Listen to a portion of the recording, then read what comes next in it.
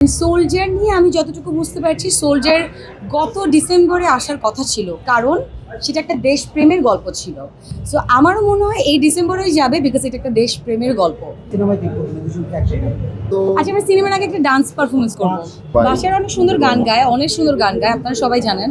আমার যে makeup artist ছিলেন সোহাগ ভাই, আমার ডিওপি, একটা প্রোডাকশন বয়ও যে ছিল, তারা প্রতিটা মানুষের করেছেন। এবং তার পাশাপাশি আমি বড় করে ধন্যবাদ জানাবো তৌকির ভাইকে, যে গল্পটা লিখেছেন আপনাদেরই সহকর্মী, আমার খুব পছন্দের।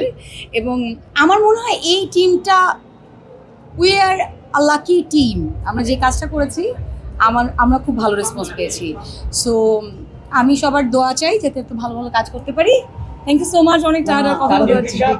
ঈদে আমি আসলে তেমন কোনো একটা কাজ করতে পারিনি, বাট আমি দুটো নাটক করেছি। People will love it, because আমি এখন গল্পকে প্রাধান্য দেই, কোয়ান্টিটিতে প্রাধান্য দেই। সো জায়গাতে ভালো লাগবে।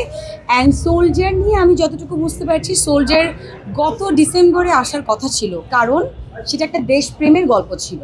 সো আমারও মনে হয় এই ডিসেম্বরেই যাবে, বিকজ এটা একটা দেশপ্রেমের গল্প।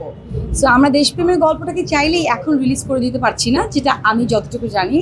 সো এই তো, আর কিছু বলতে পারছি না। ইনশাআল্লাহ ভেরি সুন আবার কথা হবে। নাটকে দেখলাম, পুস্তকে দেখলাম, সিনেমায় দেখলাম। সিনেমার ভাবনাটা তো আচ্ছা, আমরা সিনেমার আগে একটা ডান্স পারফরমেন্স করবো। ওকে এটা দেখা যেতেই পারে, যদি হয় যে হ্যাঁ, যদি আমরা ঠিকঠাক গল্প পাই। বাসার অনেক সুন্দর গান গায়, আপনারা সবাই জানেন। ও নাচ নিয়ে কনফিডেন্ট না, এই জন্য আমি ঠিক করছি আমি ওকে নাচ শিখাবো আগে। দেশে দেশে সবার সাথে দ্য নিউজ।